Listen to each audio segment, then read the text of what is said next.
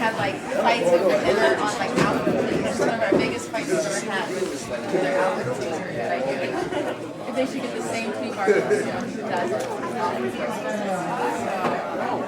Yeah, so it's the try. So I had to think of all the places. I was trying to think of the packing houses for my parents to hang out because I like to use it. It's good.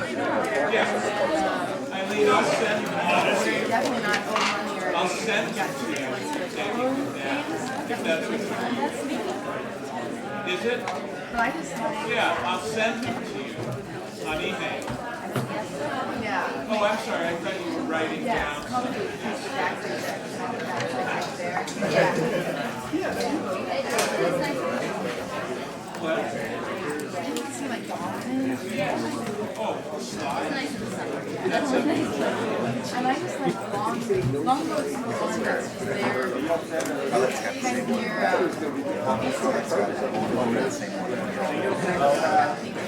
That's probably. I just remember the Ritz. Yeah. That's a longboat right there. Yeah, that'd be I love that. It's so easy to get to.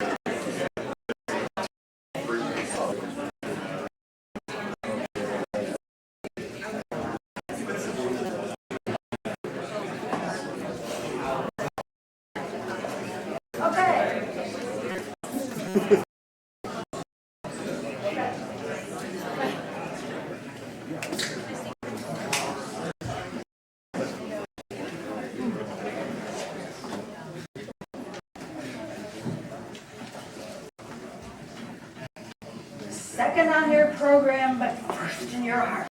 Josh. Let me just say a few words to attempt to prepare you for what you're about to experience. Josh Karton brings the tools of Elizabethan, a modern, a character actor, a script writer, a mime, and someone who has worked with lawyers who make millions of dollars a year, as well as us, to make us better communicators and better persuaders. It is capacity to change people that absolutely fascinates me. I have been in and around trainers of trial lawyers for 29 years. And this is the individual who can most reliably improve a lawyer's lawyering time after time after time compared to years of other trainers I have seen. And so, you might have some resistance because perhaps she looks like a long-haired leaping gnome. But do not let packaging fool you. This man will give you what is golden. He will get you to your own hearts and to the hearts and minds of your jurors. So welcome, my good friend.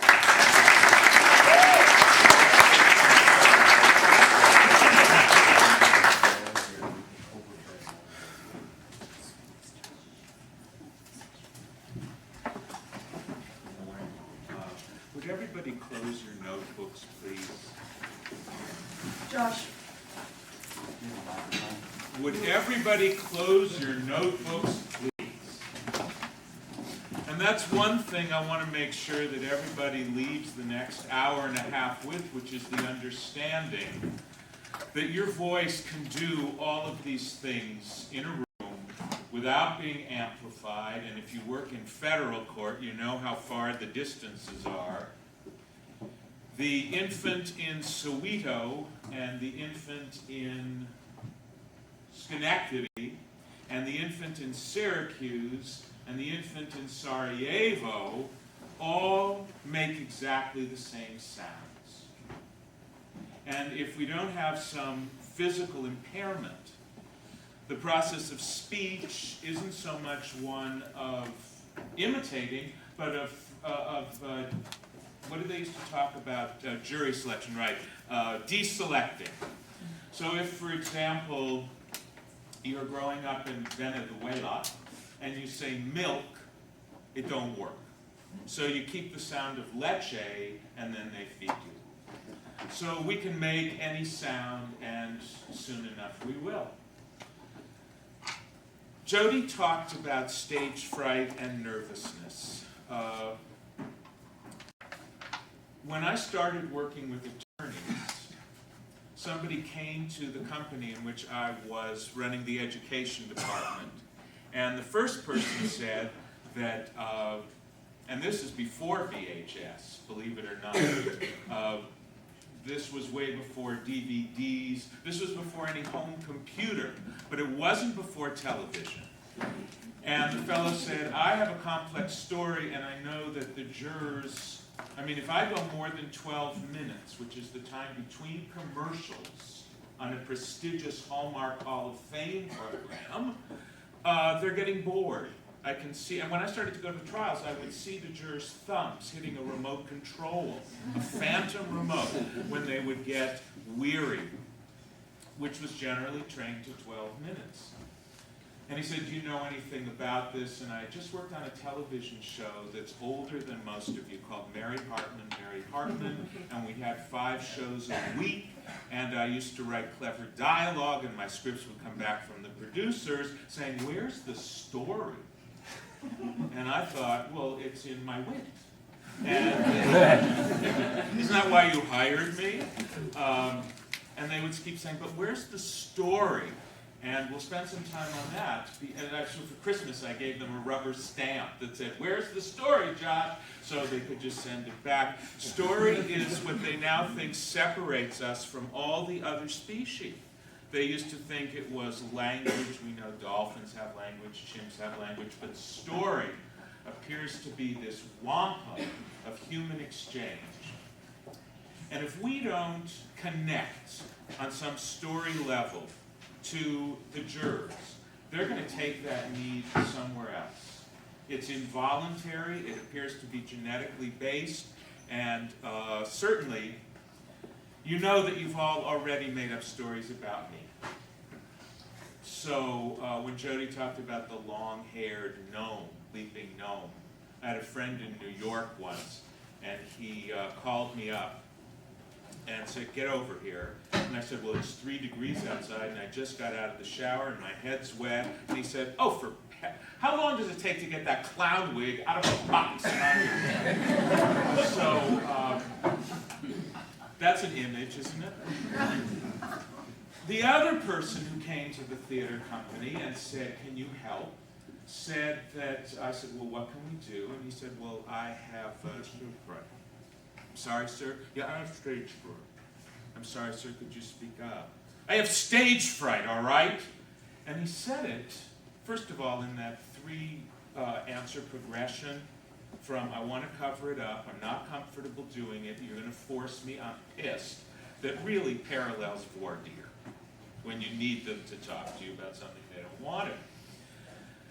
And then everybody in the room laughed. And he said, what's so funny? Well, we had just come back from a play, and I got good reviews.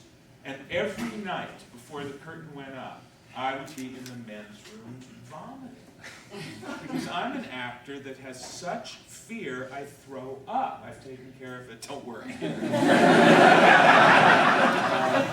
But it's true. And they would actually, I could hear them outside the door saying, what kind of show is it going to be? Ah, we're going to have a good one. Karton's really in there chucking it up. So the extent of the stage fright. And that's one of the ways in which trial and theater come together, which is one, it is a live human event. And there's no way out of that. Now they're trying. They're trying to take it away from us. But it still is one of the few places in our culture where a living person comes in on behalf of a living person and talks to living people. That's very different from reading from the invisible teleprompter of your legal pad. It's very different from making sure that you don't leave out something. It is a live human event. And the second thing is that it requires the individual participation of every person who's involved without a loss of that individuality. So if you've got 6 witnesses, they can't really reproduce what the other one said. Each one has to move the story forward in a way. There's a great storyteller named Elizabeth Ellis, and she says, if it doesn't move the story forward, you have to cut it, no matter how hard you work to find it. So that's the second way. And then the third way is it's never about us.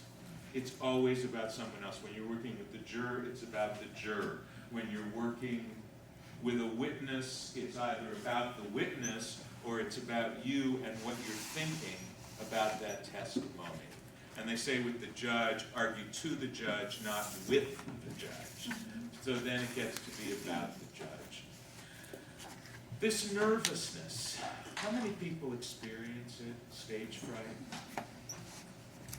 How many people experience it that are hesitant to raise your hand? It's really true. Let's see, the lady in green, what's your name? Sarah. Sarah. So Sarah, would you stand up, please? Nothing bad will happen, I promise. It is a live human event. We can't get past this. I mean, I'd call your name tag down, but I can't read them from here. So Sarah, would you pick 1, 2, 3 other people, just randomly, in the back 2 rows with you? No, anywhere in your area, your neighborhood. Just pick them fast, no problem. They won't hurt you later. I promise. Good. And would you stand up, folks? All of the ones she picked. Good. And sir, what's your name? Myron. Myron? Yes. And Brianna.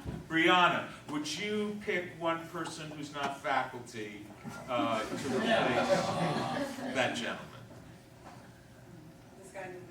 This guy in the blue shirt. This guy in the blue shirt. What's your name? Ned. Ned or Ed? Ned. Ned. Okay, would you 4 come down and fill these seats that are open? Nobody in the front row gets called on, I swear. And you don't need any notes, you don't need your purse, nobody will hurt them. Have a seat.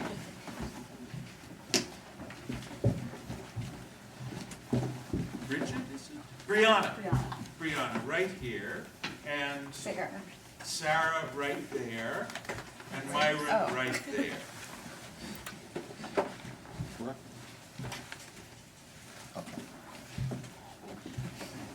Like Bruce Springsteen concerts, if you go into the crowd, they'll toss you back.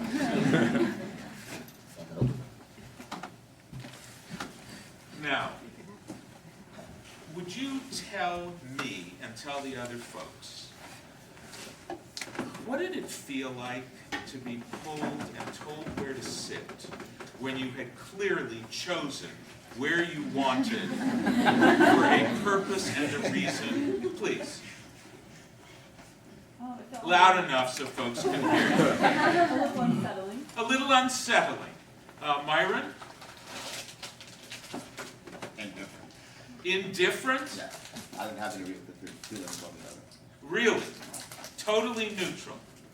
I knew she was going to pick me. Can't hear I you. knew I was going to get picked, but I said, How? well, How'd because I you was know? sitting next to her. I said, neighbor. I was sitting And next to her. Brianna, you can see she's wearing a sign that says, proximity is my game. Proximity is my game. So, who else? Sarah? why me? Tell the truth. Why me, exactly. And our fourth one, I'm sorry. Yes, Ned. Yeah, I think unsettling and deep anger. Deep anger. I mean, really, how many people of you four will admit to being a little pissed? I'm serious. I sat where I wanted to sit for a reason. Well, it's exactly what we experience with jurors. The first thing that happens when they come into that courthouse is their powers of choice, of individuation, of where they want to sit, what they want to do, it's taken from them. And all of the props of that, the BlackBerry, you know, the cell phone, all of it, it's all taken from them. By the way, speaking of cell phones, could you put yours on to vibrate? And that way, if you're wanted in the world, you get a private rush, and the rest of us don't feel envious. So, in addition to just coming in with the stage fright that's natural to us, we also have the experience of standing up in front of people who, I mean, we're an officer of the courts. And actually, it's their fault, it's our fault they're there. You know, if we were just willing to have, I mean, we're being punished from wanting to exercise our constitutional, the client's constitutional right, and so it's my fault you're here, and we have to deal with that. The other thing is that they've done galvanic skin response research, in which they strap electrodes to our body, and they measure the amount of adrenal and hormonal activity unleashed by the involuntary nervous system under various fear stimuli. And the fear of doing what I am doing now, which is the minimum you will need for a courtroom appearance, standing up in front of humans, tolerating being here, and communicating something that matters to me, ranks as the single most intense fear in the species. Yes, this is science. Okay, what do you think, and if you know, please don't tell, what do you think, guess, might be the second most, because death is third. The fear of your own personal death is the third, and in the most recent research has been demoted to 8. Wow, indeed, Ava.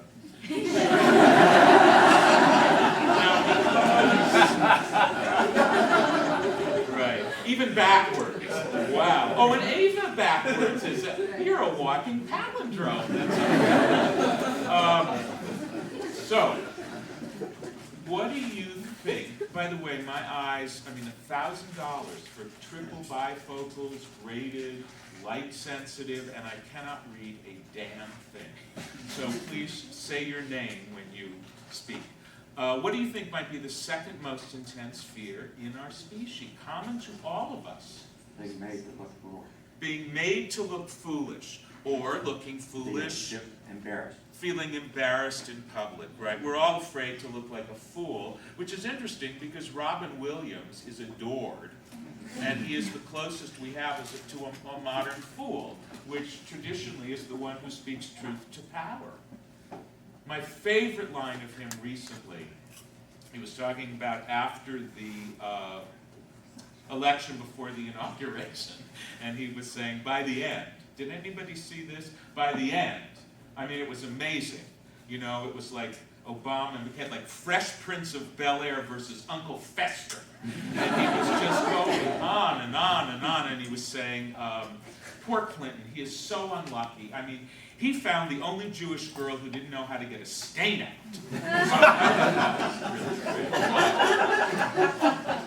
Okay, what do you think is the second most intense fear in the species, Stephen? Failure to get an erection. Not gender specific. Now the thing about it is, and I welcome the mirth. This fear is non-gender specific, non-culture specific. because it supposedly extends, you know, to people living in the bush, to people living in the, Rumsfeld, to people, you know, living all over. So, what's your name, please? Yes. Kelly. Kelly.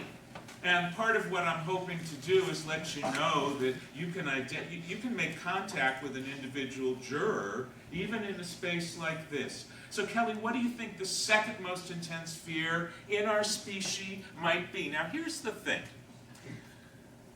Your body language has just said, oh God. I trained as a classical actor, and that was 16 hours a day. At like where Denzel Washington trained. And the motto of that conservatory is fail big. Fail gloriously. It's up on the walls. And we'll talk later about how in right hemisphere work, which is what working with a jury is, the only way to succeed is to be willing to fail big and fail gloriously. So I invite you to that, and everybody, through your example. What do you think? Guess. The second most intense fear might be? Public speaking is the only thing I can think of. Okay, that's the first. No, so I guess the second one would be, Just guess and guess wrong. It could inspire someone else. make an embarrassment of yourself. Okay, and we've had that, Yeah, making a and- fool. Hold on. So the third one would be, in my mind at least, Not knowing an answer Not in knowing an answer. a public forum. But look, we keep enough, you know, therapists in business that, you know, everybody has some sense of fears of all kinds. What? how about crying in front of someone, showing like emotion in front of someone. Aha.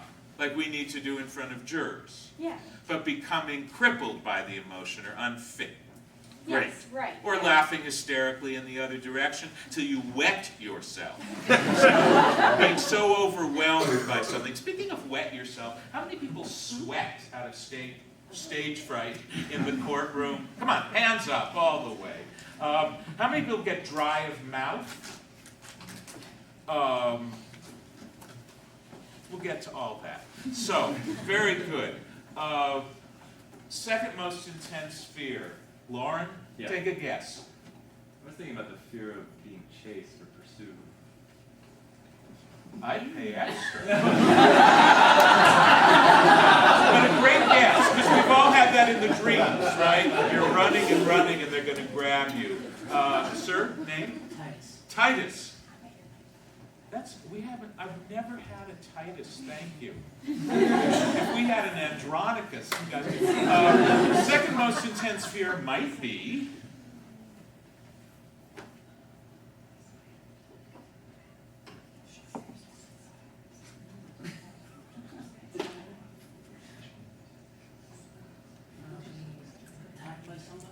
attack. Very good. No, it's absolutely true. In fact, one of our most profound primitive mammalian responses is the fight or flight. And it's, the bull charges for the same reason the rabbit flees. Fear. What's your name? Laura. Laura. Talk to me.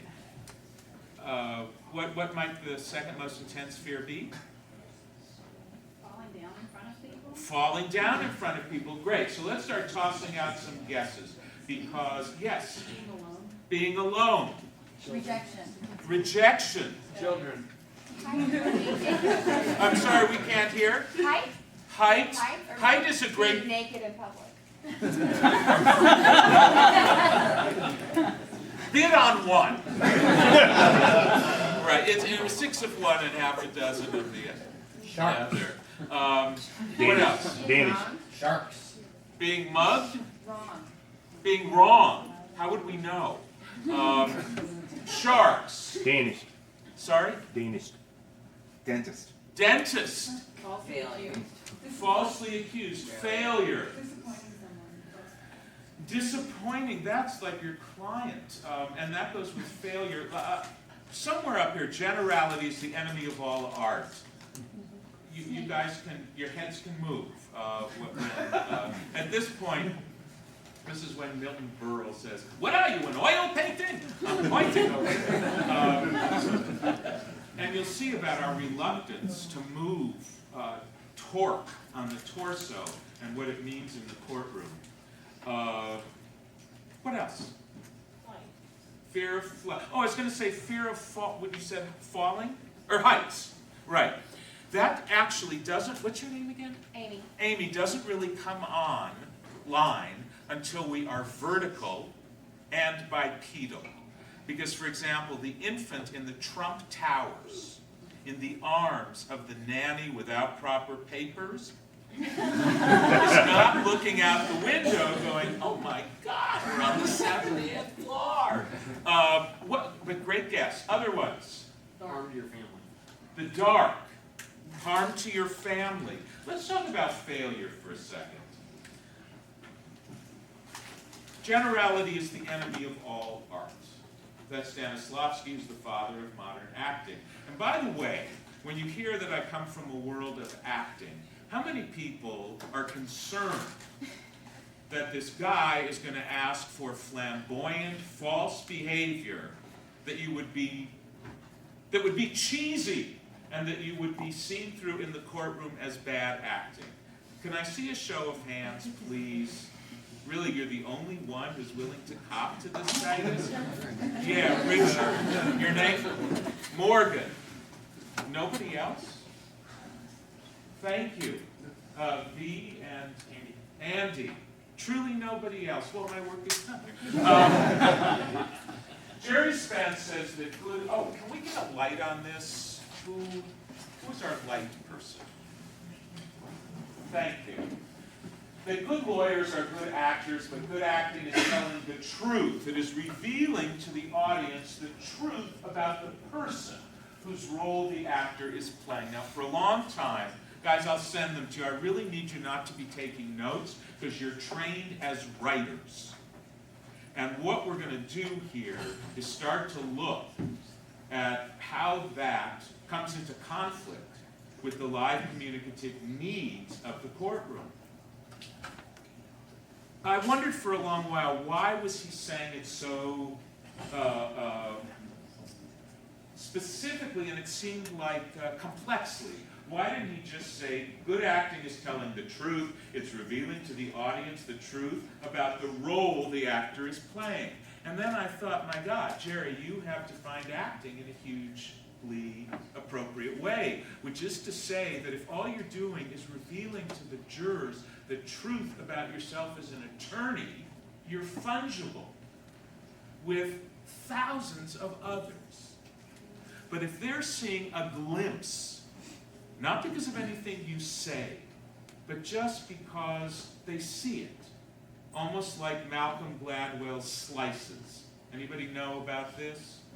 That it's an instantaneous perception of the son, the daughter, the mother, the father, the coach of the soccer team, of his daughter, the beaten one, the brave one, just a glimpse of who you are. Then they can trust that what they're hearing is not borrowed, is not imitated, but is that one thing that only you can do, which is being yourself. Cary Grant came to the acting class that I take, not the one I teach, and they said, how did you get to be Cary Grant? And he said, all you have is you. And we all thought, oh, well, that's it. We can all be Cary. No. And we said, well, how did you get to be you? He said, I'm not sure.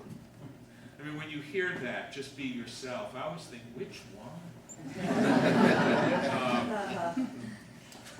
Fear, let's go back to the fear. What are some other fears that you think might be the second most natural, organic fear that we experience as humans? Failure. Well, that was it. Failure is general, right?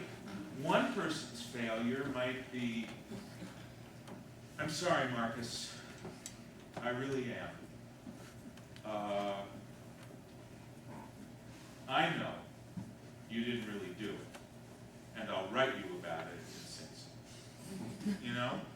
Another person's failure might be, oh, I don't know, working as a valet parker at one of those LA restaurants where all these little black $40,000 cars have to get brought back up to these people. And you lock eyes with somebody as he throws you his Porsche keys, and you realize the two of you sat next to each other in law school. Or being on the side of the freeway entrance with a cardboard sign, you know, we'll advocate for food. Jody's will work for shit. Another one that might be somebody else's failure would be, excuse me, is this the,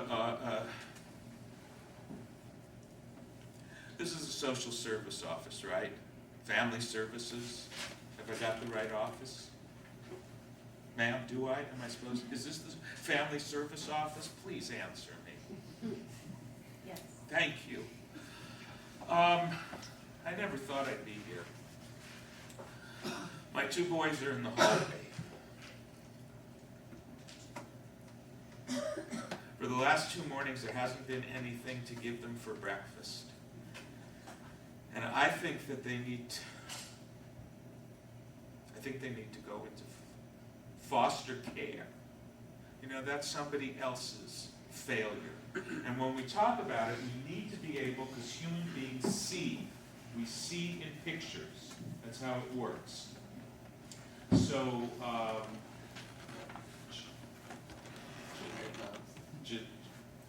Gisette, I was going to say Jeanette. Gisette, when you say failure, what are you seeing? Help me see what you're seeing. Failure in every aspect. Well, every with right. respect to my job, failure in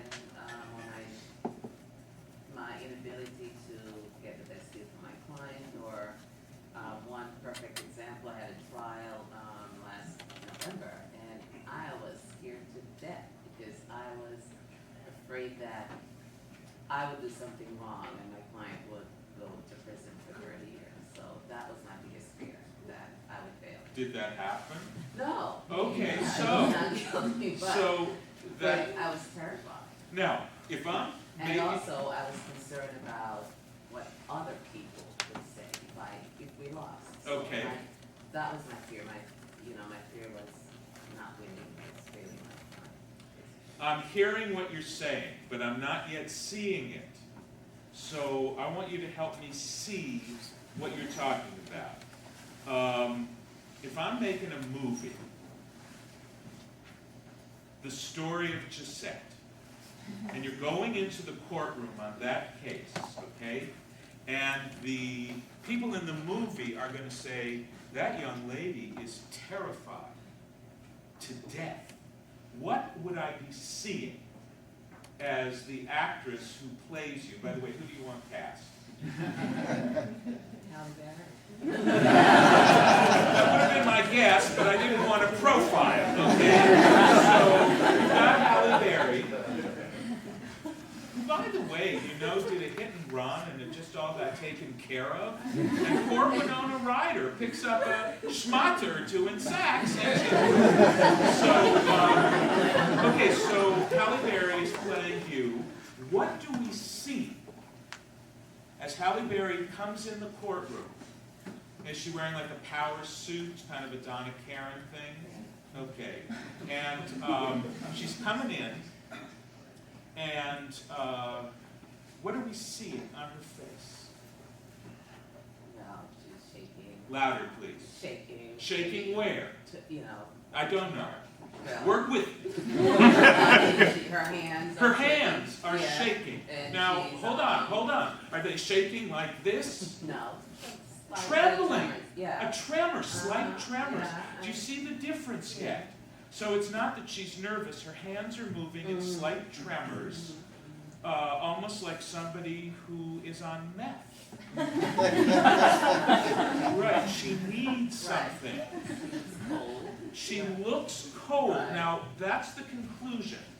What is it that lets me say she's cold? Her body temperature has dropped because the blood is rushing inside to save the inner organs because she is that afraid. What do I see that lets me know that? Well, her shoulders are probably hunched over. Good. No, probably. It was you, honey. Let's go. So the shoulders are hunched and the hands are trembling, right? Right, and she's probably stuttering. No problem. Yeah, and she's Saying a lot. And, but by the way, I played it off well. I mean, Oh, no question! No question about it. No, I'm serious. In fact, we're getting we're getting a sequel. But here's the thing. There we can say this child is nervous. But if we just hear nervous, that's a conclusion. And jurors will fight. We have research. The literature shows more vehemently in deliberation for conclusions they have come up on their own than ones we hand them. Now the other thing is, would everybody please lift your shoulders and keep them up? And would you bring your elbows up? And would you bring your hands to about nipple distance? Just be specific, grow up. Now, shoulders up, please, Amy. Now, here's the thing. Keep it up, please. This is how you drive into the courthouse parking lot, okay, when you have to appear in trial, right? And the other thing is, be aware that you're holding your breath. Because that is the first thing we do when we are frightened. We hold our breath. Now, we still haven't heard the second most intense fear that the research shows. Let's go. Come on, people. Fear of drowning. Fear of being buried alive. Fear. And snakes. Sorry? Spiders and snakes. Choose one. Spiders. Do the other. I'm rehabilitating this year. What's your name? Art. Art. That is, you see, and generality is your enemy. That is what the literature shows. That we as mammals are we have inbred in us a kind of default chip that lets us understand that it's either the reptiles, those dinosaurs that ruled the planet, or us. And that it is the second most intense fear in us. And every culture deals with the serpent. You know, we have it in Eden. Buddhists have the Nara, which Buddha rides in on. Anybody know who the Awasquera are? They're this group in the Amazon, and they drink infusions of tobacco that are like 10,000 cigarettes. You know, like a night in my life in the old days. And they see these visions, and they're always the same, and they've painted them on the cave walls and in the sand for thousands of years. And what they are the two intertwined serpents of the Watson-Crick model of the DNA, with the chromosomes actually shown. What it means for me is that in the work that we do, the minimum that you will need for a courtroom appearance lifts up in you, in your involuntary nervous system, a fear that outranks the fear of your own personal death and the fear of your entire species becoming extinct. So I have to deal with it as something other than a moral failure, you know? Well, if I had better facts, well, if I had a better witness, if I had a better judge. No, it is going to be part of the process. Now, one of the great acting teachers says, you are not allowed to say you are nervous.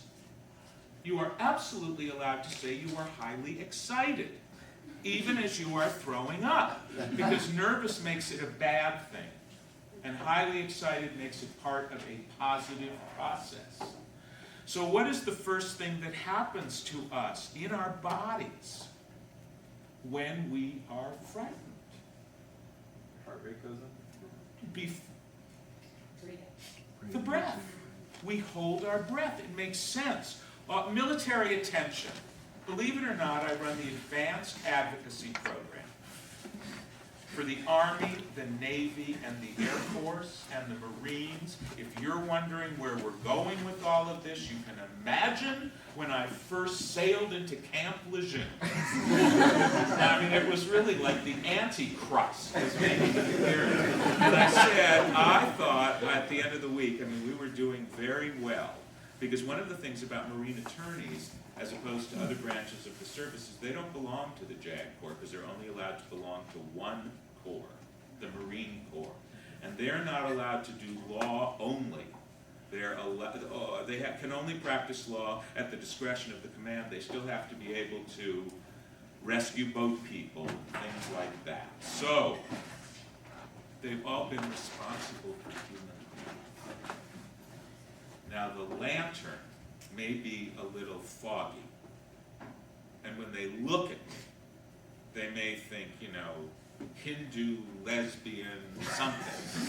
But once they start working and release the breath, which is absolutely counterintuitive to their training. So, and they learn there's a courage to standing and speaking, which they've been shown as with regard to crying, never to show. I mean, clearly they know if I'm an actor, I wasn't, you know, another pretty face lying on a chaise at the Beverly Hills Hotel waiting for my agent to call. I mean, that was not my deal. By the way, who has body issues when you walk into the courtroom? Please. No one other than two people? Who has 3-4 drinks, and I ask that question? Who has body issues when you, really? We all do. And it's part of the stage fright. I mean, we've only been together a few minutes, but I think you can see this was not the body I requested. I was very clear on the form, and, you know, and we'll talk about that too, what we do to deal with that. So, it goes into breath. We hold our breath. Military attention is designed to have all the juice ready for one of two places. And what are those? The basic mammalian poles of fear. What do? Fight or flight, exactly. So in military attention, I'm going to either attack, advance, or retreat. Any athletic training that you've had, diving, running on the blocks, it's all based on that. Having all the juice ready for what we need. None of those things require speech. And we go into the courtroom, and we're frightened, and people have been moved from where they want to sit, and the huge responsibility of this community. It's not about money. It is about the safety of human life. And it has unleashed the single most intense fear of your involuntary nervous system, not the one that responds to, relax, doesn't work. So, what happens? Well, I'm going to go to one of those two poles. Now, how many people have heard be real? Be real in the courtroom, just be yourself, right? All right, so I'm going to be real. Let's see. Your name, please, again? Dave? Not. Harris. Me? Sarah. No? Me? Janelle. Janelle. Now, you suspected earlier, right? But you were hoping. So, Janelle, I want you to be the judge. Okay. And I want everybody to hear you as you give the attorney his cue that it's now time for him to begin addressing the jury. And he is going to respond in the most real way he knows how. Defense counsel opening statements.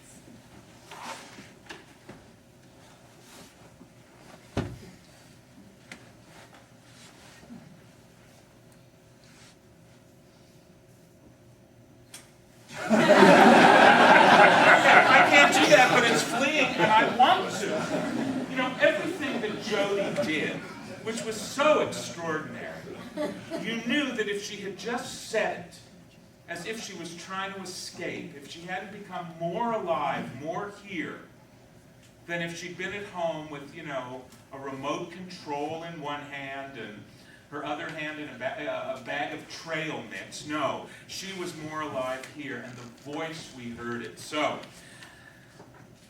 okay, I can't flee. So take 2, Janelle. Defense counsel opening statements. Oh, thank you, Your Honor.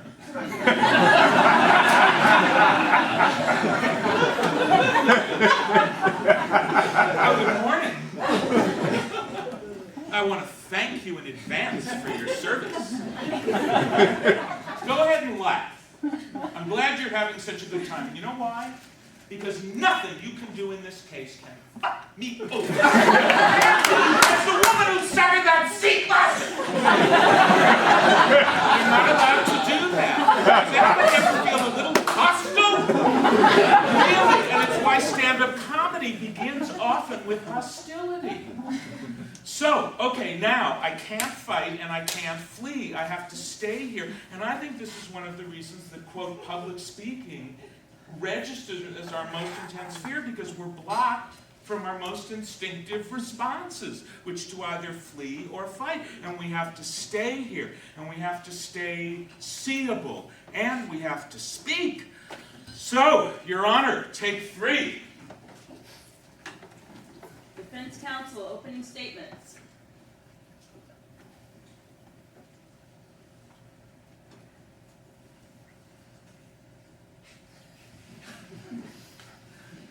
Good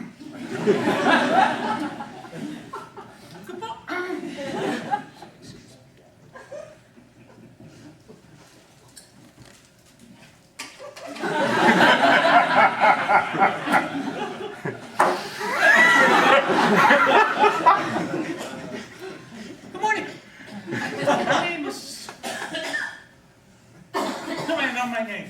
I'm a little nervous.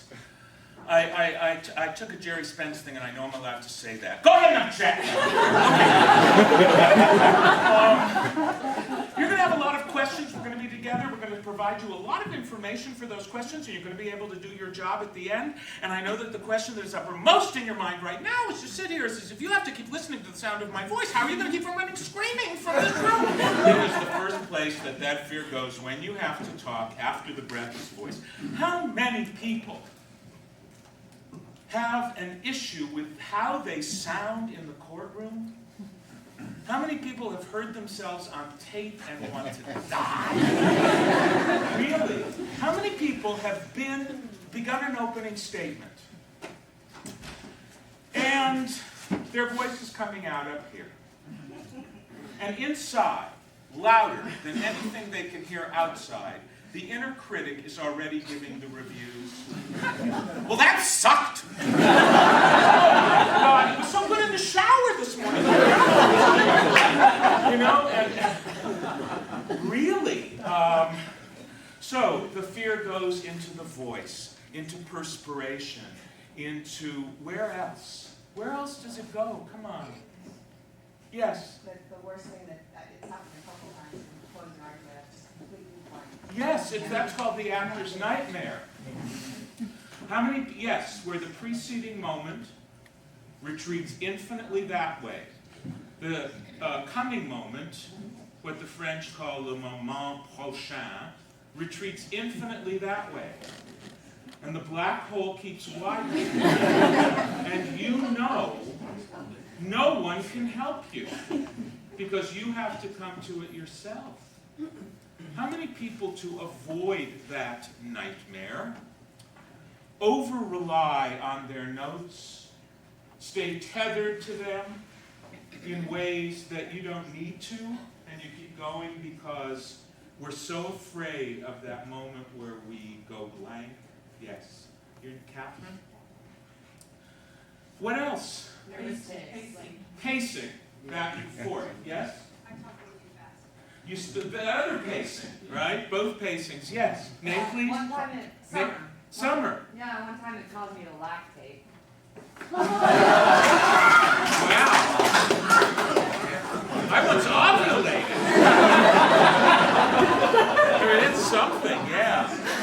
But it is, it's biochemical, and the blood goes into all different places. What else? What's your name, sir?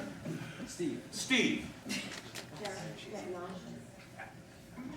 Yes, absolutely. By the way, I get so nauseous. I'm walking through this place in the morning. It's one of the reasons I put things up and touch the chairs so that in some way I have something that works against the nausea, which is that I make the space ours.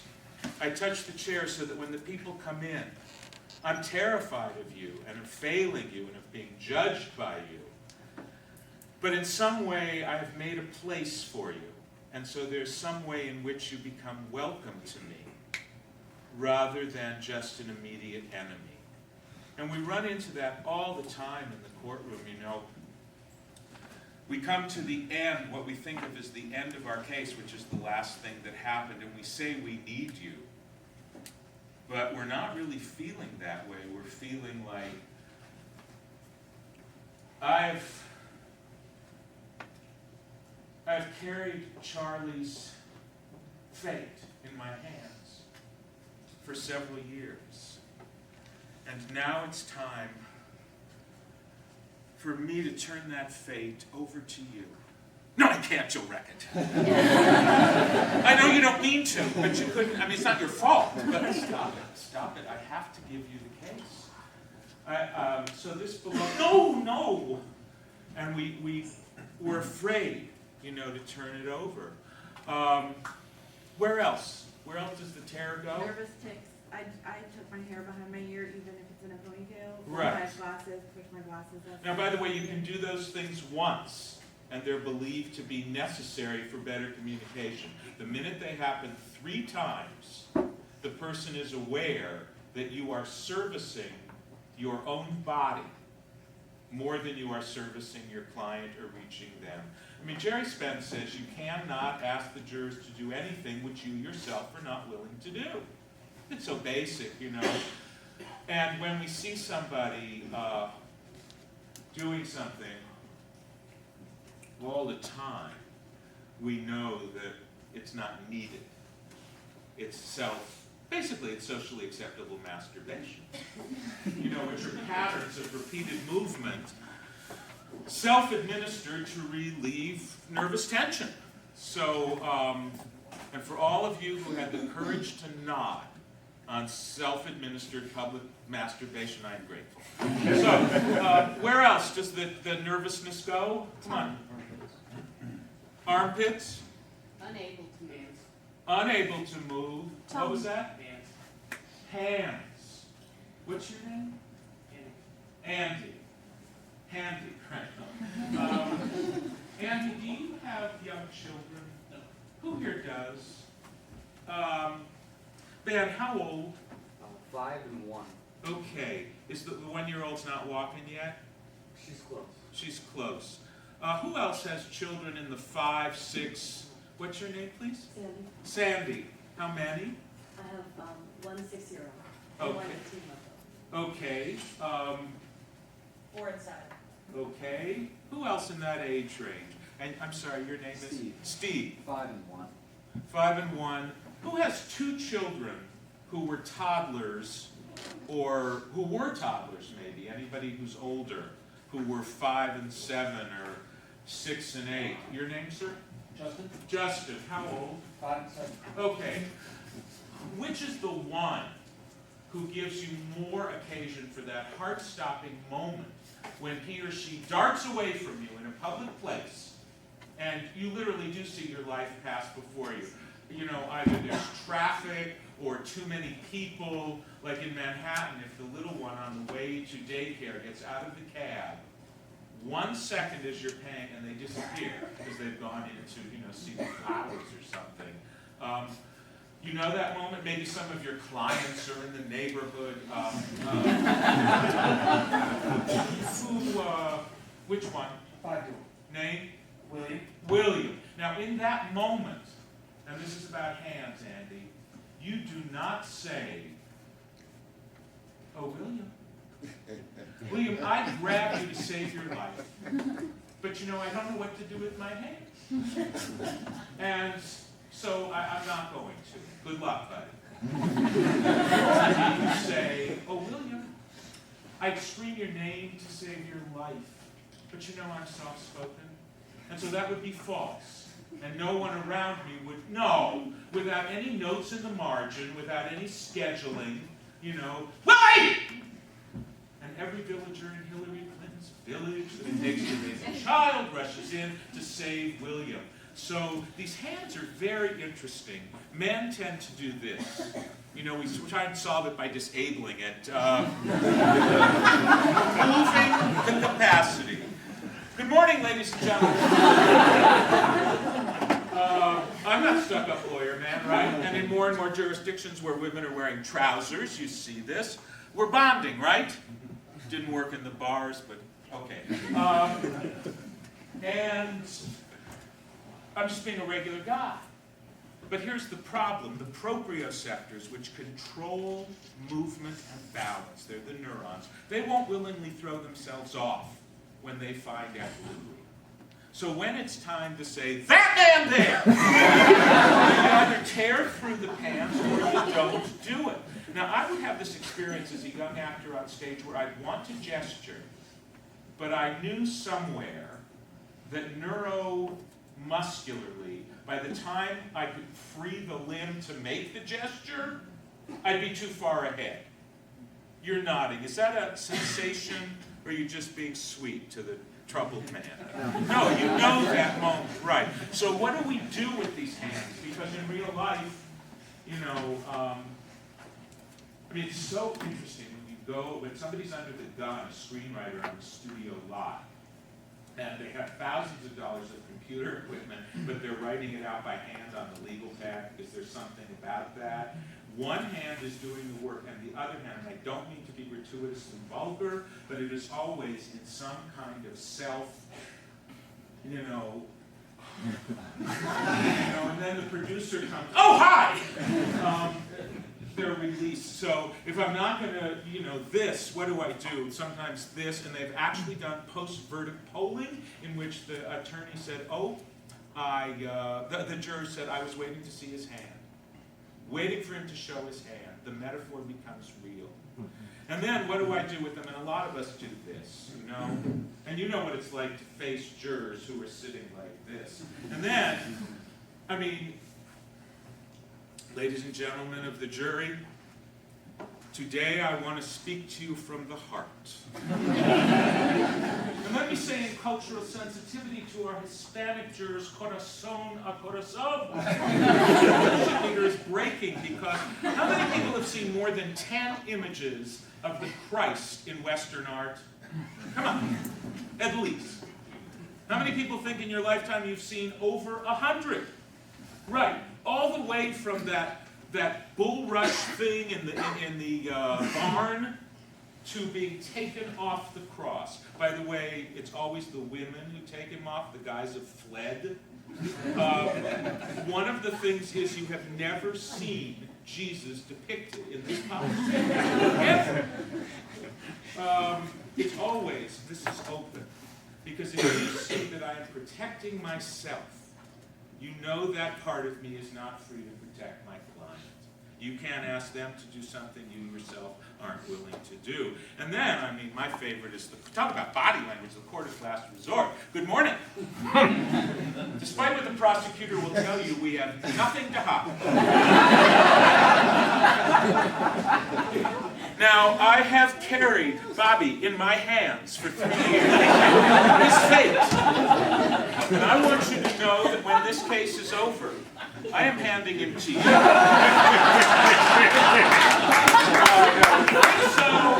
And here's the deal, folks. Less than 7% of what anybody takes from spoken communication comes from the language. Less than 7. Now, I've worked as a writer. I have bled, literally, and sweat, and wept, sweated, and wept. Is that the past tense of sweat? It's not like swope.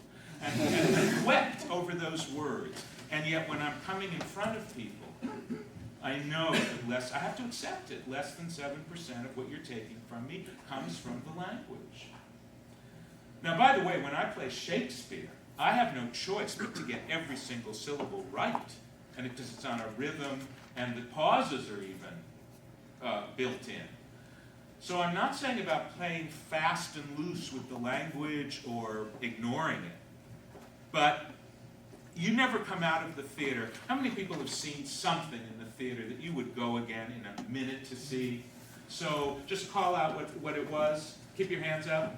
I saw the original cast of A little louder, please. Phantom. Phantom on Broadway when I was like 10. How many people have heard Megan? Sorry, Phantom on Broadway when I was a young child. It was like the first major thing I saw. Great. 42nd Street. Oh, Rocky Horror Picture Show. Jason Roberts and 1,000 Clowns. Oh my. Oh my. I'm the best, what is it, Burns? I could possibly be. Marriage to Figaro at the Met. Wow. Could everybody hear Ned? No. I'm Lauren. Lauren. It happens to us all the time. It's okay. Right. But particularly what you're saying, Yes. they have to hear you. The Marriage of Figaro at the Metropolitan Opera. The marriage of what? Figaro. Figaro, Figaro. I want you to do that. Come on, get some sound up. The Marriage of Figaro. Figaro, good. What else? Fiddler on the Roof. Fiddler. Yes. Jack Lemmon in A Long Day's Journey. Yes. I saw Jason Robards in A Long Day's Journey, and I really thought the roof of the theater had lifted. It was something. I threw my Marlboro box in a wastebasket that night, vowing to change my life. Well, it at that point didn't include not smoking, so they got back. But you never go and say, "I'll see that again," because of how they remembered every word perfectly. Ever. Something else is going on rather than getting the script right. So less than 7% on the words. 38% is voice.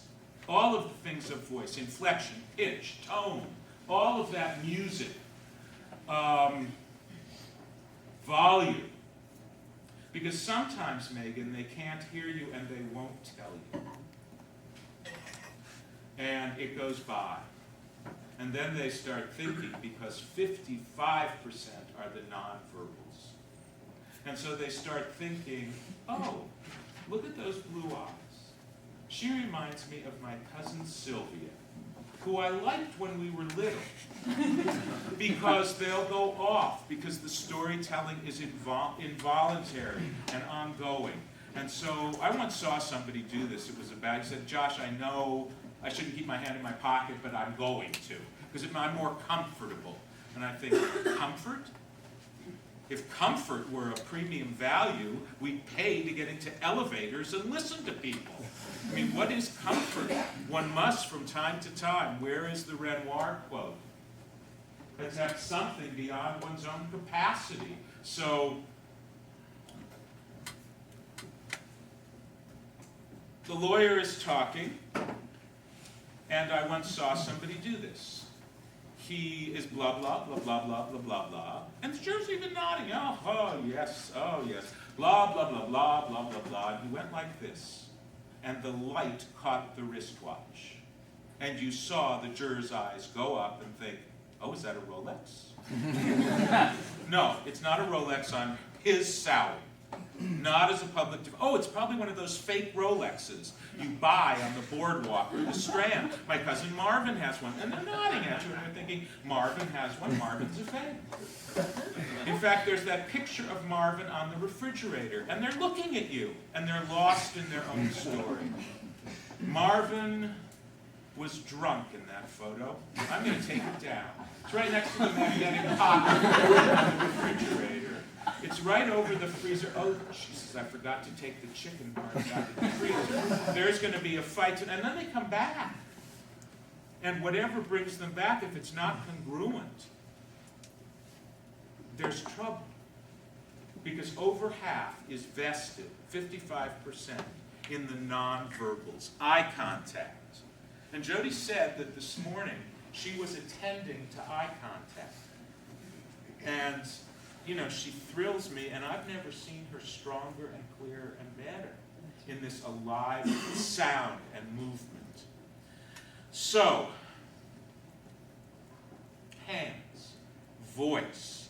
How many people have an issue with eye contact in the courtroom? No? You guys not? Or you just know that I'll keep going even if you don't? How many people have trouble getting a response from jurors on voir dire?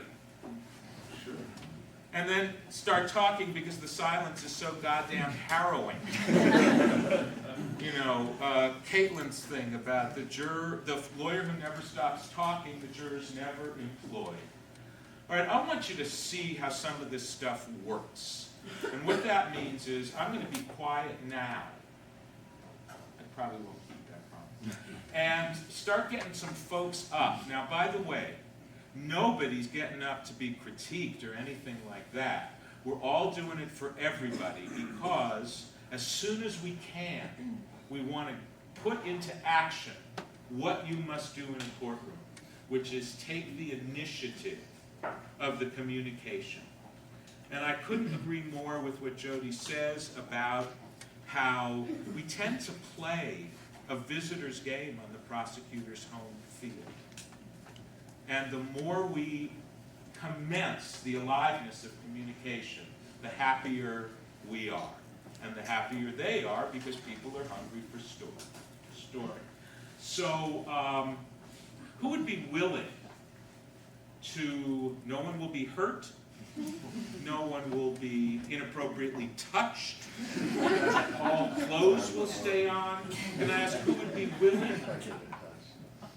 Great, V and Justin and Stephanie, you raised your hand, didn't you? Justin, come on down on behalf of all of us. Thank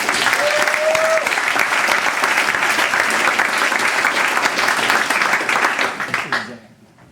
Okay, you have a case that you are working on in real life? Yes. Wonderful. Everybody here is in the cone of confidentiality, so nothing that happens, everything that happens in Mercer stays in Mercer, okay? So, you can't talk to the whole room at once.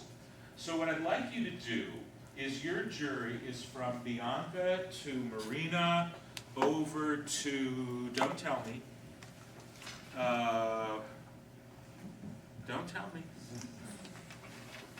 First letter?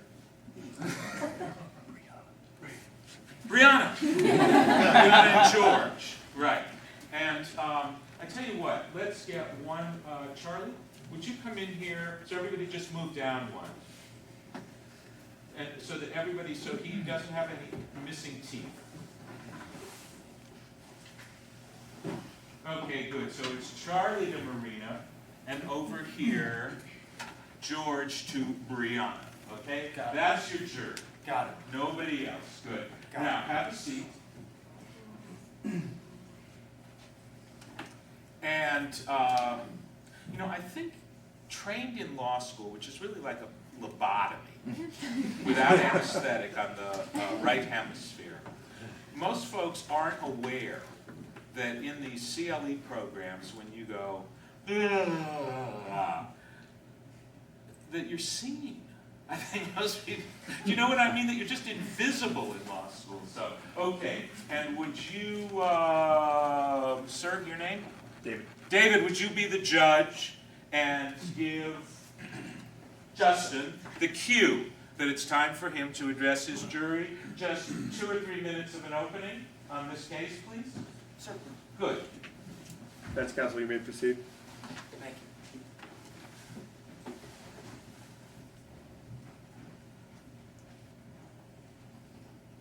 I haven't rehearsed an opening on this case yet, so give me a second. All right.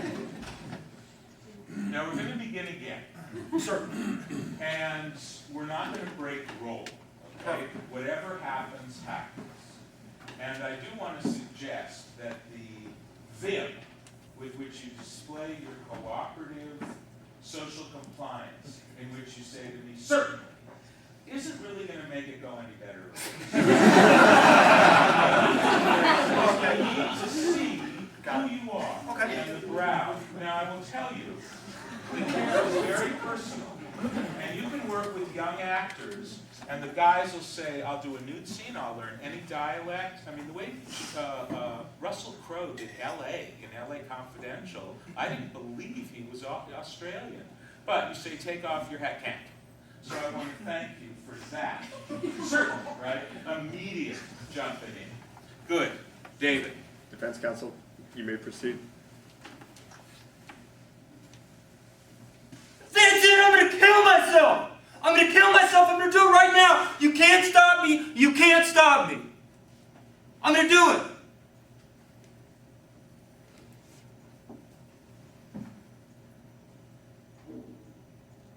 When my client Tanisha made that statement, she was at the lowest point of her entire life. Here she was, in prison, serving a sentence in prison, away from her children, away from her home, away from all the people that she knew and all the things that she wanted in the world. She was so terrified and so lonely and afraid. She wanted it to end. Great. Now that's all we need. Don't go Ringer, ringer. anywhere. Sorry? He was a ringer, he was great. What's a ringer mean, We please? set him up. He was, Oh. he was, I mean, you think I paid him ahead of time? Now, what's doing well? What do you like? What's in good shape? What are you enjoying? You've just spent about 180 seconds with this creature. And you're going to have a response that goes way beneath lawyering and lawyer awareness. So what do you like? Yeah. Tone of voice. Talk to him. Tone of voice. Good. What else? David, talk to him. Did a good job putting, if I was on the jury, basically putting me in that cell with your client. Name, please. Me? Pink sweater. Angela, Angela, what? Tell him what you like. I liked his volume. I could Talk hear to him. I liked your volume. I could hear you. Good. Ned, talk to him. Lauren, talk to him. You had very good eye contact. Good. Name, please. Michelle, Michelle, talk to him. I loved it when you were describing her emotions. You physically were displaying those emotions of how scared she was and how terrified she was. Name again, please. Chris, Chris, talk to him. I like that you started with a hook. Okay. Anything different that anybody wants to add? Sir, what's your name? Lee. Lee? Lee. Great. I like the change in tempo and volume. I'm going to ask you to make one adjustment and do it all again as if you've never done it, okay? There are certain effects that you are scheduling for yourself, right? The volume and the, right. I want to see what happens. It's an experiment. If we, for the moment, let go of any obligation of how to say it, and instead put something that would work as a marker for you to move you forward, which is, when you are talking to this person, then Chris, raise your hand so you know that he is listening. So if that means at the very beginning not being able to say blah blah blah, but it's blah blah blah blah blah blah blah. So it's for that person. And since everyone is different and they might not be ready yet, you'll find out the tone that you want to try, okay? So it's a whole other exploration. I'm confused. Who wouldn't be? Is anybody clear if you were up here and what I'm asking? No. So your name again? Gerald. You don't have to get up. Oh, Your name again, please louder though. Geraldine. Geraldine, can you explain? He wants you to say it without a commitment to the emotion that you were given, but with making contact with the different people. And just go with the feedback that the individual's giving me. Exactly. But by the way, go with the feedback that the person is giving you, Right. as opposed to the individual. That noun belongs to like how cops decide getting the hell out of the car, exiting the vehicle, right? Got it. Right now.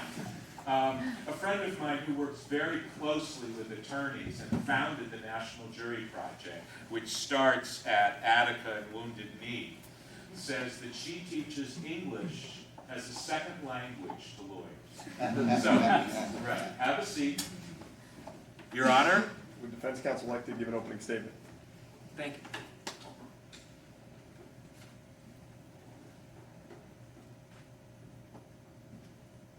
That's it. I'm going to kill myself. I'm going to end it right now. I can't stand it. I'm going to kill myself. Great. Now, there's a little more reality because of you.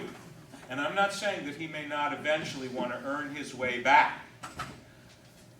Let's take it a step further, because there's still a kind of call of the wild as to how we want. So here's now what's going to happen. You're going to look at everybody before you start, okay? And you're going to choose one person based on what you're getting. And would everybody take off your name tags, please? You're going to call them by name in the middle of speaking to them, the way Justin and I just did with you. Only it's not their real name you're going to use. It's some name that comes off the immediate feeling. So you're going to, Wilcox, you're going to, let's keep going. And if she reminds you of Uncle Wilbur, if you look here and you think Cookie Monster, if you look here and you think Snoopy, whatever it is, that there's some connection. It's intuitive and it's yours, okay? Don't think too hard about this. And it's going to come in the middle of the talking, not just at the beginning to get it out of the way. So, Your Honor, take 4, opening. Counsel, you may proceed with your opening. Thank you. Take yourself, look at everybody, not me. Breathe. That means exhale. Try not to mock it. You will need to exhale if you're really going to be here. And choose someone. And talk to that person. I'm going to kill myself. I'm going to do it right now, Chris. You can't stop me. I'm going to kill myself.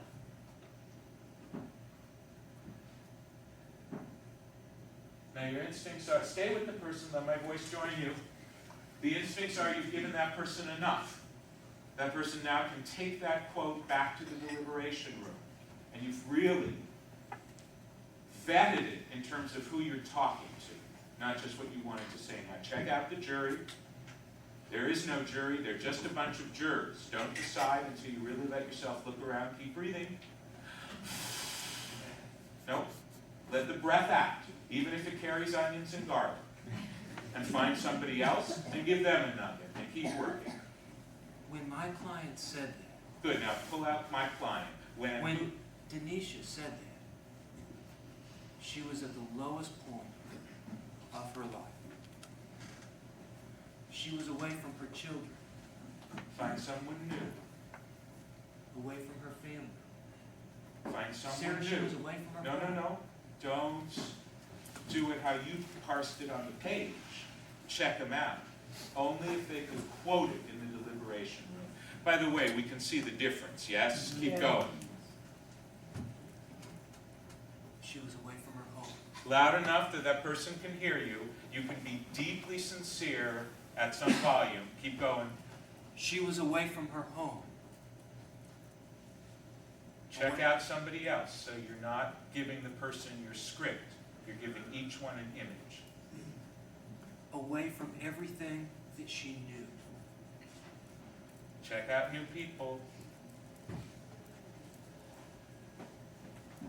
When she said this. Good, and the last adjustment is put it in the present tense. When she says this, and all verbs in the present, keep moving, buddy. When she says this, she's locked up in prison. She walks up, all present. She locked, whatever it is, she's locked up. She's locked up in prison, serving a sentence, away from everything that she knows, away from everyone that she knows. When she said this. She says this. Present tense, no matter where it happens. She So, says this, and she's at the lowest point of her life. beautiful. Now, a better teacher would move on. You're stuck with me. I just want you to take the end, and I want you to wait. She's at the lowest point, and find who you want to give of her life to. And don't know ahead of time, okay? Just go right back, pick it up there. When she says this, When she says this, she's at the lowest point of her life. lowest point to one person, and then find somebody else of her life. Don't go back, and they've changed in the last 15 seconds, so you're going to have to go to search again. Check everybody out. Check everybody out. The jurors know if you're taking them for granted. Check everybody on your jury. You're allowed the time to choose. She says this. And she's at the lowest point of her life. And one last time, and check out 2 or 3 people and audition them of who you're going to give it to, because it is your Tiffany diamond. Don't just give it away worried about how long is this taking me. Don't think. Again. She says this.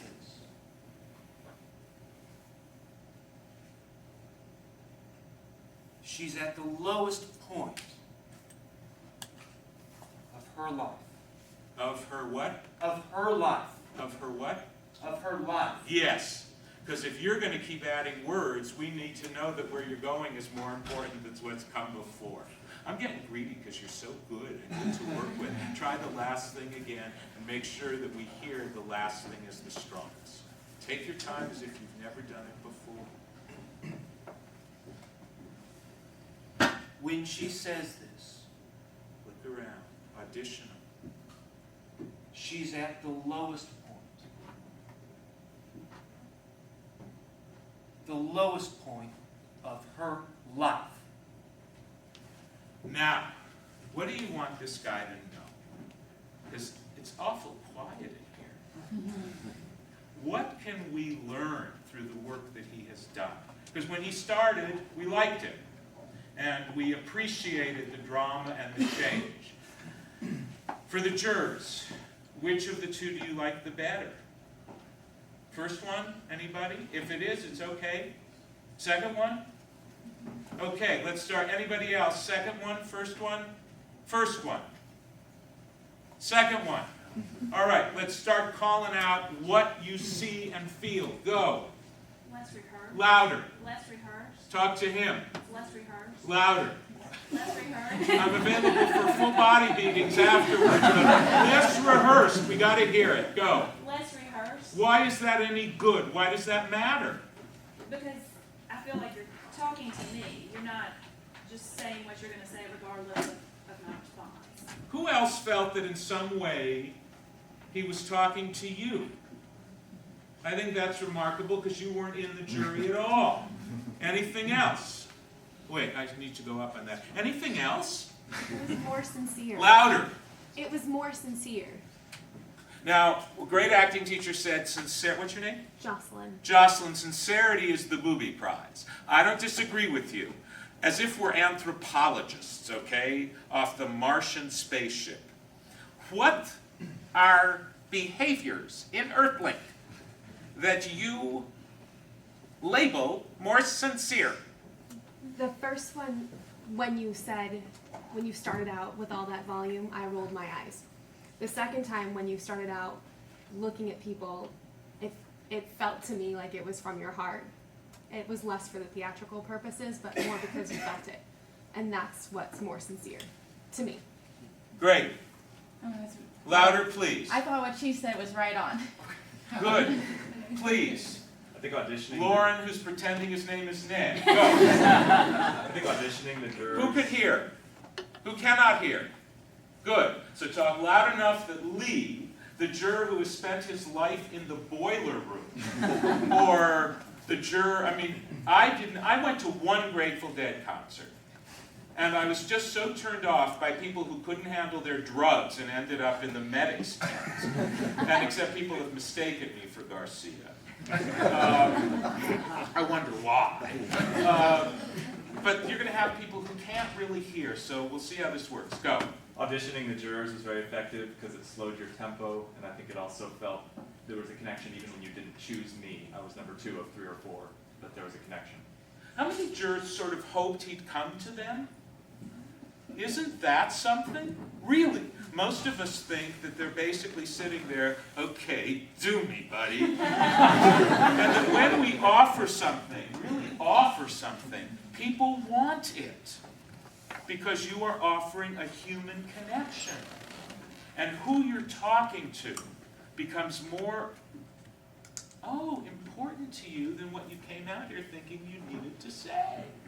You're not losing the responsibility of saying it, but who you're speaking to becomes the real gold of the connection. What else? Please. I also felt like louder. It was very important. Talk to him. Not that I'm just some juror here to do my little thing, and these are just lawyers who don't really care. But who can't hear Ned? So Ned, stand up. Come on, they gotta hear you, baby. Because you cared about it, and I could tell that, it felt like, I have a real responsibility now as the person who's responding to this. So I thought that was very good. That he cared enough to send the very best. But that he cared enough to find you. See, that goes back to the Spence adage about you can't ask them to do something you're not willing to do, and you use the word choose, and it's huge. We're asking them to choose us over the other lawyer. If they see that we're not willing to actually make choices based on what we're getting in the moment, they're seeing that we are too preoccupied to do the very thing we're asking them to do. We need to adapt. Adaptation is the hallmark of survival. Even a living plant will turn to the sun, the light. And so if we cop a tude that's impervious, Ava does not come into this courtroom saying, who am I? The existential answer is, I'm juror number 5. No, you have to feel I see you, because otherwise we're just staining the hydrant with text as we move through our meeting. Anything else that you notice or hear? Yeah, Will. Little louder, please. The first was more like a performance for an audience, and it was just more like telling a story. The second, I got that she was at the lowest point of her life, but more importantly, I got that was important for a reason. A, it was important to you, and B, that would pop up again somewhere else. It sounded like you cared that she was at the lowest point, and the fact that she was at the lowest point was responsive. It's extraordinary because you're now wanting story. You're starting to create story and be curious, and how did that happen? And it's essential. Yes, please. Louder. Norma, the first time I felt yelled at, and I didn't hear the words that your client said. All I heard was the emotion, and I didn't hear what it was, and so I didn't know that what she said, that the actual words were important. So the second time, when you slowed it down and I heard what she actually said, that was really important, and obviously I thought it made your opening much more successful. The communication became authentic rather than serving some predetermined notion. And I think you felt better, because when you come out with making an appointment with yourself to do some big deal, you're always going, did that fly? Oh, shit. I really thought it was going to do something, and it didn't just. I'm going to pretend I'm not mortified, or anxious, or, yes. It feels to me like I agree with you that the first thing was a complete performance, and I felt myself to be a juror at that moment, which I've never been. But the moment that it's a performance, it feels like, one, that it's covering something up, and two, that I'm supposed to be manipulated by this, and it immediately engenders some type of resentment. Oh yeah, whereas then when you actually never really focus on me, but when you focus on different people, that's the first time I was actually listening to. Right, you hear the And there was words a better. And looked at it then, I've listened to it like it was a communication. Yes, and not just Rather than a performance. broadcast, but also a receiver. Now, how many people need fluids in, fluids out?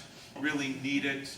Okay, we're going to break for 4 minutes. Hold on. Where are the other restrooms besides on this floor? Third floor. Second floor library to the left.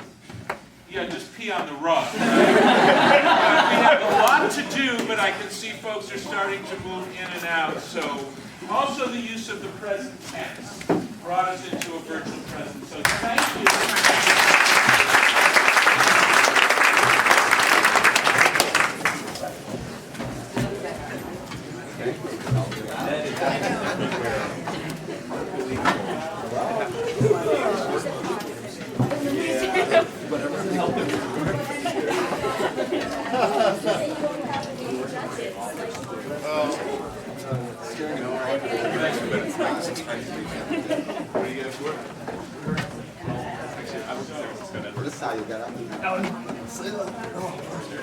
I'm like, okay, put it to my place where I can get Yeah, that was all great.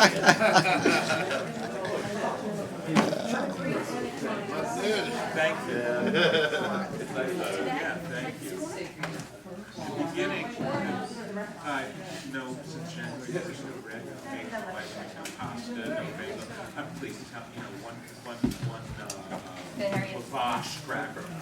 Like, I thought I was there. That was a long time. Thank you. You did a great job. The last time I was by May, Yeah. I didn't run 501. So, the whole thing has slowed down.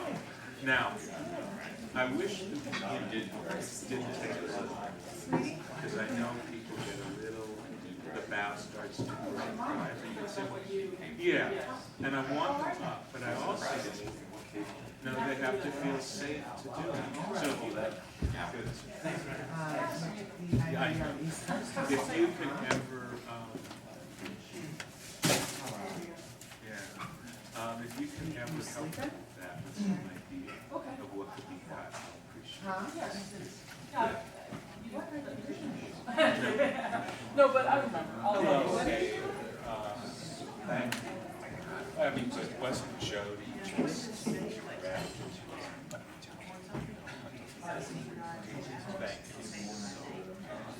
It means so much. Yeah. Shirts and your cheeks. I used to do that. That's how I used to do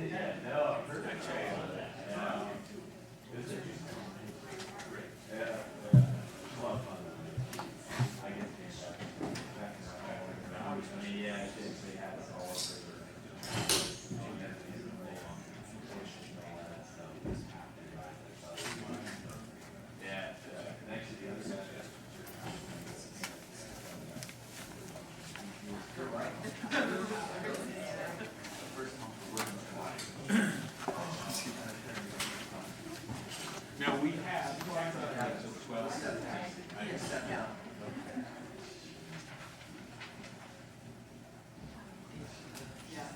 What's going on in that laptop? I'm typing some of the books. But I said I would email them to you. You didn't hear me? Oh, you did? Yeah, that's what I said. I have almost lost it. Oh, okay, but I promise I will email them and more. One of my favorite is the Oscar Wilde, Be Yourself. All the other ones have already been taken.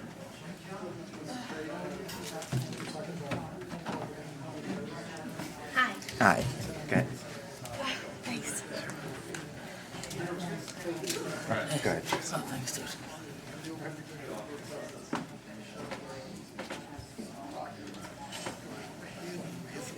Yes, absolutely.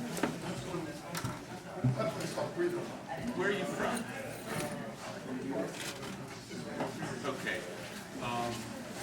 you know anything about that?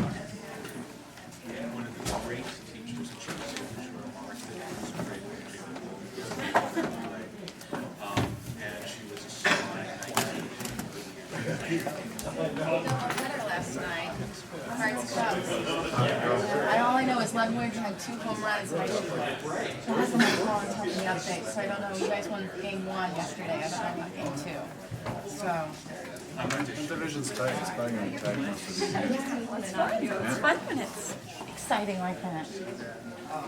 And the other two guys in the and we are playing conference. And with the state. Yeah, but and my nervousness is so intense. They draw hard. And of course we got it. So 3 or 4 part game.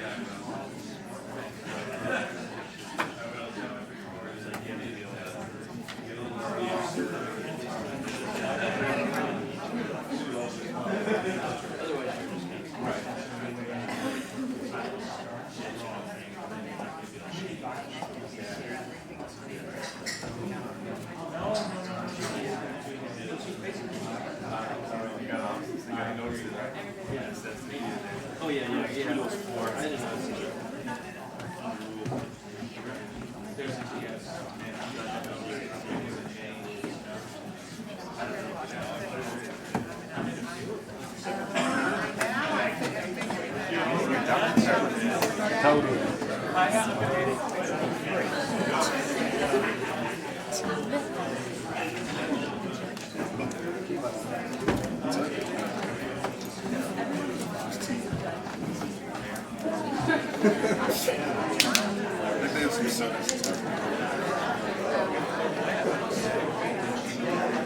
I'm not going to be able to do this all day. I'm going to take something. I got a call tonight to see if I can find one of the upgrade Okay, seats. everybody, come back. Thank you. So Justin, tell them what you want to tell them. Well, I mean, it felt like a lot more like jury selection, just because I'm instead of trying to put on like a performance or trying to recreate the thing, I'm just standing there talking to, the individual people that have to be in front of me. As opposed to what I was trying to do first. Yeah, great. So that who you're talking to, and that's what that main thing is, and you're not going to call them Snoopy in trial, but it infects the flow of text, what you're responsible for, with the awareness of who you're talking to. And so it recalibrates the whole calculus of what's going on. Extraordinary story. Thank you. Okay. I've been hawking at you louder. How many people have an issue with being soft-spoken, or the court reporter says speak up, or, please, let me see the truth. No sense waiting. Come on, guys. My problem is slow down. Slow down. Okay, we'll, Michael? no, I know who you are. I want to take the sound thing before we go to the, because this grows out of this. Amy, is it? Amy, stand up, would you? And would you come down, please, and help us figure this out? And thank you for not doing 2 things. One is saying, But even worse, it makes me nuts when people go, you know what I mean? Because it just delays the inevitable. So, would you just give us, and what I'm going to ask everybody in these first 2 rows to do is stand up and quickly turn around and grab a replacement to bring down here. No talking, just make it happen fast. Please, no talking. Just make it happen fast. Guys, please. You can do it without the talking, and it's got to happen soon. Yeah, just grab somebody to replace you. Somebody's got to grab Sandy. Sorry to do it to you, but. Oh, I know. You're not Janelle. Janelle. You're Janelle. There was a... Yeah, I'm next to the guy in the green and orange shirt there. I'll get you if he calls on me. This wasn't a big incident. Okay, so your jury is from, let's see, from Titus. What other language? You speak anything other than English? No, really. Any other? Okay. Good. Hello. Let's see. Sandy, there's this. Oh, you're coming in? I am. Good. Okay. Amy. Oh, you think you got out of it? I'm looking for a chair. See, right there, my friend, it has your name on it, like a church, donated by Mrs. Good. So, what's your name? Norma, stand up and pick someone lucky. Good, come on down. Come on down. Okay, so this is your jury from James, is it? Through to Jared. Yep. Jared, and from Norma, let's get this seat filled here, to David's name I know, so what's yours? Jen? To Jen, okay? You clear on who you got? Well, no, it's important. Not her? No, for right now, and that way she'll be longing to get in. So from James to Jen, and Jared to Norm. Are you okay with this, Stephen? Okay. It's not ours. Right.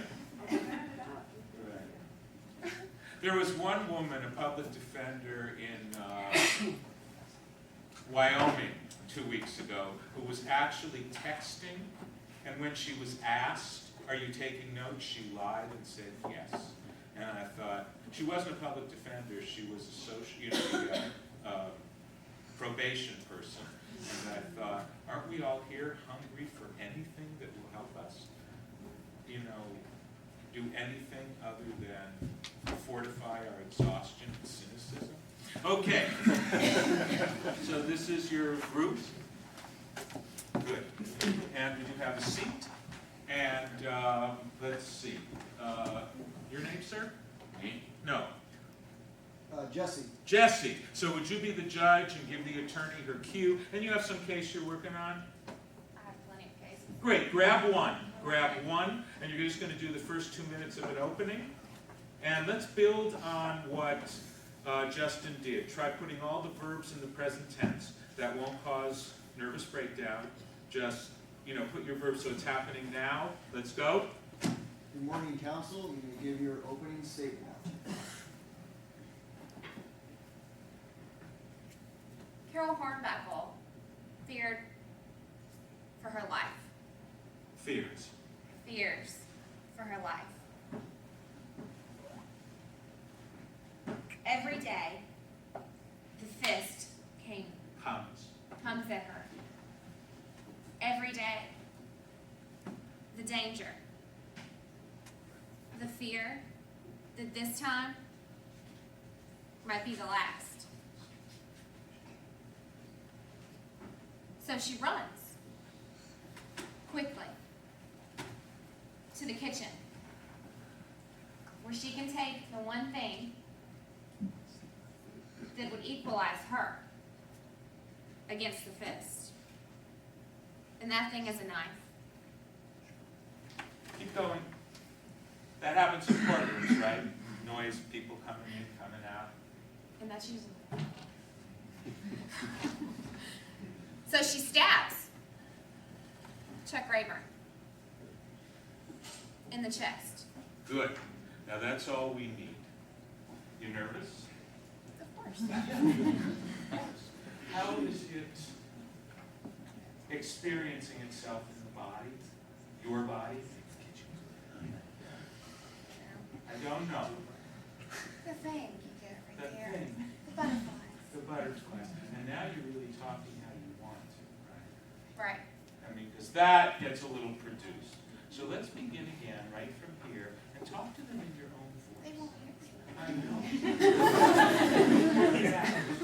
We'll work it out. So just talk to them in your own voice right now. Nothing bad will happen. We're beginning a little collaboration here, not a critique. I mean, and nothing that you do that's successful will be endangered by what we're planning. I promise you.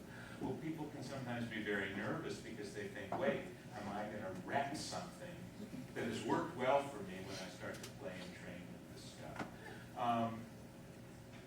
Good. Okay, so just take it in your own voice right here. Go. Caroline Buckle is afraid. She's afraid of the fists that come to her every day.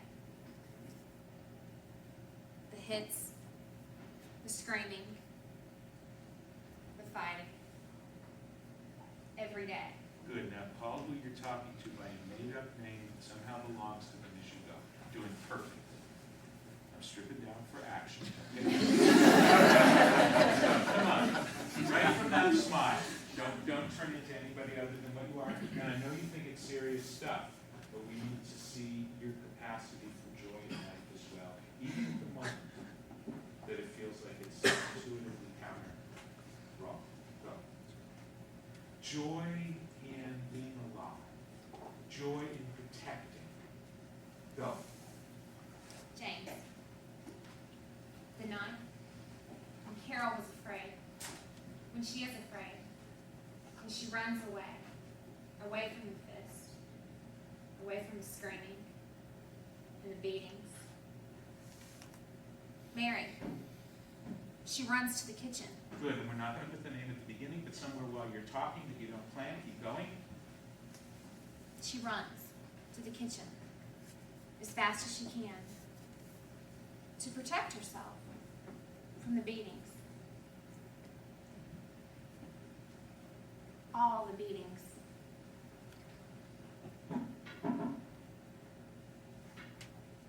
She runs to the kitchen and she grabs a knife. And Matt, she takes the knife. Good, and so you see when she called you, and by the way, they don't like me at this moment because I cut you off, because they're into hearing this story. But you see that at the moment where she addressed you by some real name, the gesture comes out, because the more specific the communication. So it's really not so much voicing, it's a certain, and we all have it, fear in a few places of coming out.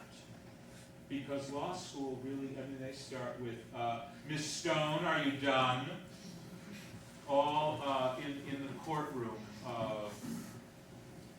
object, I'm the judge. Overruled! You know what I mean? We're all doing that, yes, all the time. We're flinching. TMJ, yeah. So you and I are going to embark on a little exercise, and we're doing it for everybody, and they're going to thank you, on how to get the sound and the movement out of the body so it is available to do whatever the impulse of real communication is. Man, do we have permission to go there? You gonna hit me? Afterwards, you can hit me, but I'm not going to hit you. Well, wait. So take a step back so that we're parallel here. Good. And just let's exhale. Huh. On sound. Huh. On sound. Huh. As I do. Not huh, but huh. Nothing bad will happen. Huh. Huh. Ha ha. Ha ha. No. Don't solve or crap out of. That sound said, I want it to be over with. I'm going to do it so you'll get off my case, but I'm not besting it. So, with me, please. So you can deny it, but when I go, ha-ha, and we hear, ha-ha, we know. That's why I'm here. So it's soft, it's not volume. It's the length of the vowel. Ha-ha. Ha-ha. Haba. And I want you to do the same gesture that I'm doing. Haba. Habla. And let me see your tongue and elongate the vowel. Blah, blah. Excellent. You're going blah, blah, and I'm going blah, blah. Blah, blah. Oh, thank you. You have to get a little pissed to do it. Blah, blah. Blah, blah, blah, blah. Blah, blah, blah, blah. Blah, blah, blah, blah, blah. Blah, blah, blah, blah. Her eyes are starting to sparkle. Blah. Blah. No, now come on. Blah, and you went blah. So elongate the vowels, and here's why. The vowels are what carry feeling. So try and let your inner critic get the hell out of the room, and we're just making sounds. And whatever is getting cul-de-sac in this cuticle, give it to the exercise. Blah, blah. Blah, blah. Blah, blah. Blah, blah. Come on. Blah. Blah. Blah. Blah. Work louder. Blah. Blah. Blah. Blah. Come on. Work louder. Blah. Blah. Longer. Blah. Blah. Good. Now it didn't do any internal damage. Blah. Blah. Now blah. Blah. That's it. And you can do it. You know you can. When you were an infant in the crib, if you didn't persuade by your sound pre-language for them to come and help you, you'd be dead. You wouldn't have thrived. So blah. Blah. Blah, blah. Blah, blah. No, come on. Blah, blah. Blah, blah. Go too far. Blah, blah. Blah, blah.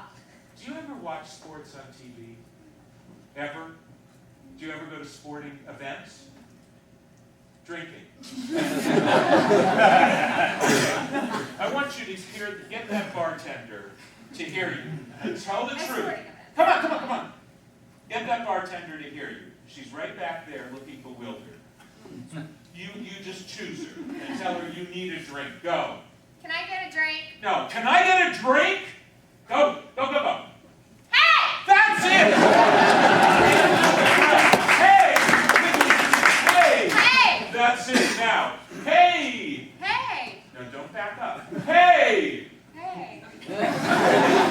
You know you just did. Can I get a drink? So you really have to commit to making it work, even if it feels foolish, all right? Hey! Hey! Hey! Hey! And you don't have to go way up to housewares. Stay down on the ground floor. Hey! Hey! Hey! Hey! Good. And now I want you to fling that hand at some person here. So it's hey! Don't think. Go. Hey! Good. Over here. Blah! Blah! Blah, blah. Blah, blah. Blah, blah, blah, blah, blah, blah, blah. Blah, blah, blah, blah, blah. Now one hand, sound going, and eye contact all converging on one person. Blah, blah. Blah, blah. And I'm elongating it. Blah, blah. Blah, blah. No, don't get soft because you have to go long, okay? Nicely, Catholic school or something. I'm going to tell you in a second what it's all about. But if you wait to understand it, when you need to say, if a rapist is coming in the room, help! You don't have to be told what that's all about, right? You're on instinct. What this is about is letting the sound out of the body. Blah! You're doing great. Blah. Excellent. Blah, blah, blah. Blah, blah, blah. Wonderful. Now let's alternate hands. Right hand. Blah. Elongate the vowel. Go. Blah. Without getting soft. Elongate the vowel. Go. Blah. Excellent. And really fling it to the person so it leaves through the fingertips, okay? Go again. Blah. Good. And elongate it. Blah! Blah. Good. And this side. Other hand. Blah. But don't get soft and have to give it an interpretation. It's blah, blah. Blah, blah. Excellent. Longer. Blah, blah. Blah, blah. Try not to get too creative. Of letting the sound out. And then we'll get very creative and it will have your stamp on it, I promise. Blah. Blah. Blah.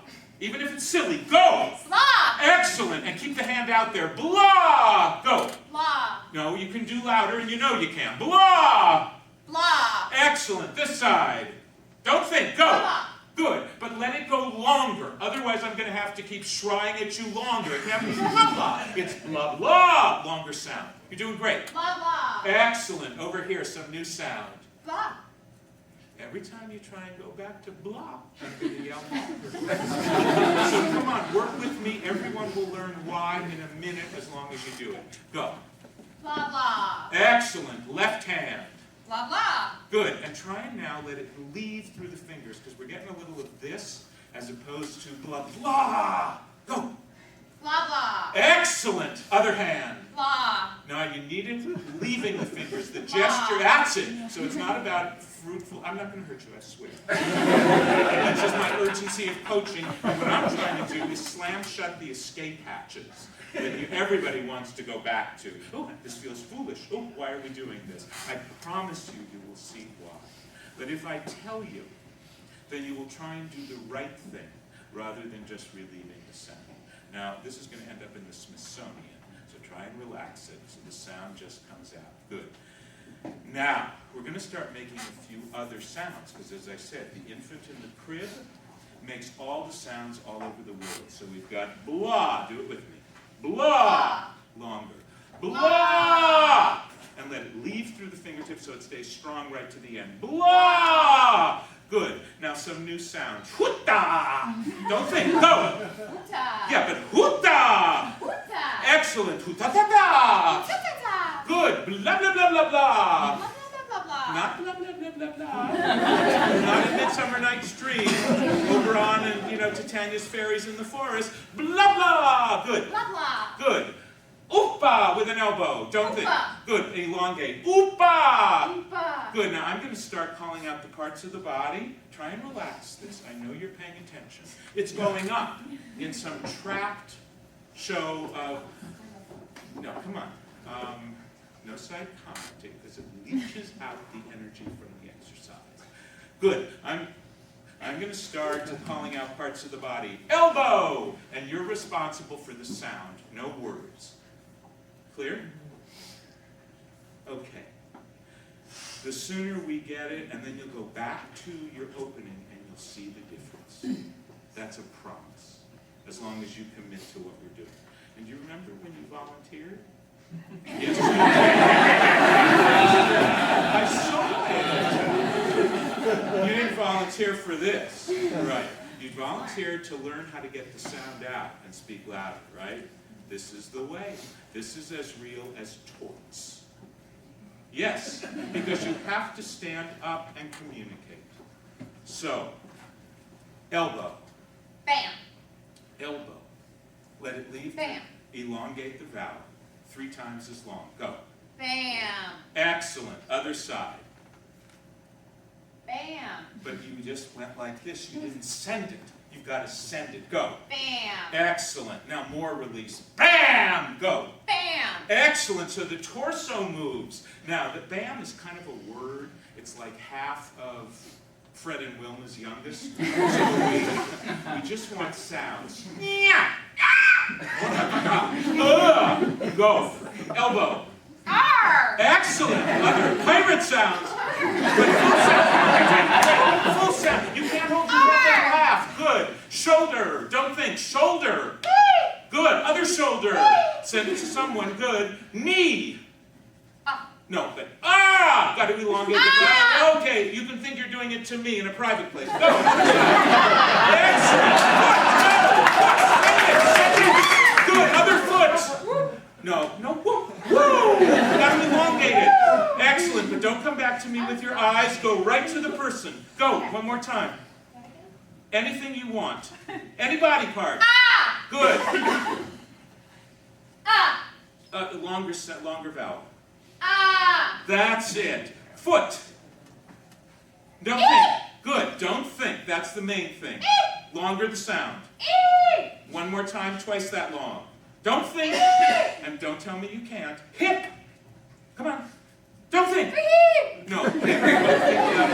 Go. Come on. Go. Send it to somebody with sound. Good. Good, but go. Good. Other hip. Don't think. Other hip, not just other direction. You've got 2. Come on. Other hip. Left hip.